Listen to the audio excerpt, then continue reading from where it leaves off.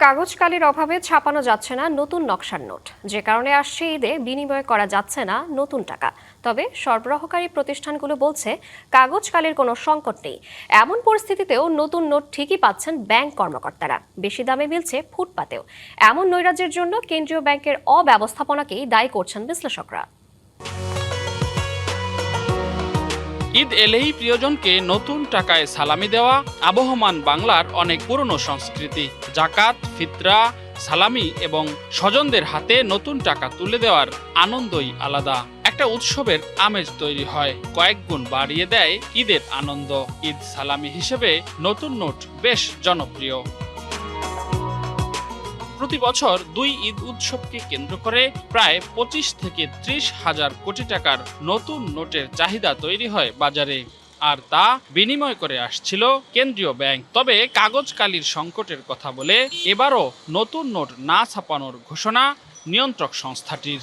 চাহিদা মোতাবেক আমরা সেভাবে নোট সরবরাহ করতে পারছি না, কারণ যে সকল প্রতিষ্ঠানের কাছ থেকে আমরা এই কাগজ, কালি এবং সিকিউরিটি থ্রেড সংগ্রহ করি, তাদের কাছ থেকে আমরা যে পরিমাণ সাপ্লাই আমাদের দরকার সেই পরিমাণ সাপ্লাই পাচ্ছি না। মানে আমাদের যে দীর্ঘদিনের একটা রেওয়াজ ছিল যে ঈদ উপলক্ষে আমরা নতুন নোট বাজারে ছাড়বো, আমরা গত বছর থেকেই এই রেওয়াজটা ভেঙে যাওয়া।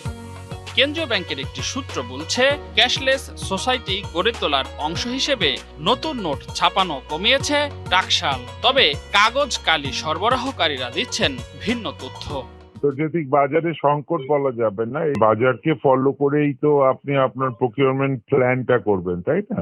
মানে আমরা সবগুলো একেবারে যে সময়ে দেওয়ার কথা ছিল আমরা সেই সময় সাপ্লাই করেছি।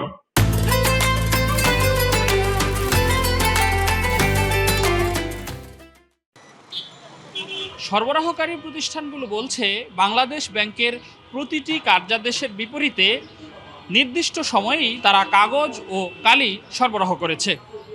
আন্তর্জাতিক বাজারেও তেমন কোনো ঘাটতি নেই। সংশ্লিষ্টদের প্রশ্ন, তাহলে এই সংকট কি কৃত্রিম? এদিকে সাধারণ মানুষ না পেলেও নতুন নোট ঠিকই পাচ্ছেন ব্যাংকাররা।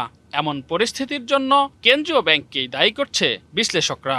কাগজ নাই, কলম নাই, কালি নাই, তার জন্য টাকা ছাপাইতে পারেনি, এটা একদম হাস্যকর একটা argument. This is completely central bank management inefficiency. Cashless society করতে গেলে সর্বপ্রথম কাজ হচ্ছে মানুষের এই স্পেন্ডিং বিহেভিয়ার চেঞ্জ করতে হবে। সেন্ট্রাল ব্যাংক এবং কমার্শিয়াল ব্যাংকারদের মাধ্যমে শুরু হোক, তাহলে মানুষের বুঝবে যে না, আসলে যারা এটা করতে আগ্রহী তারা তো নিজেরাই করতেছে, তা আমি কেন করবো না, তাই না? যে কোনো নোট নির্ধারিত মানের অধিক মূল্যে বিনিময় করা আইনত অপরাধ, কিন্তু ফুটপাতে সবার সামনেই চলে এই বেআইনি কাজ। রেদওয়ানুল হক, ডিবিসি নিউজ, ঢাকা।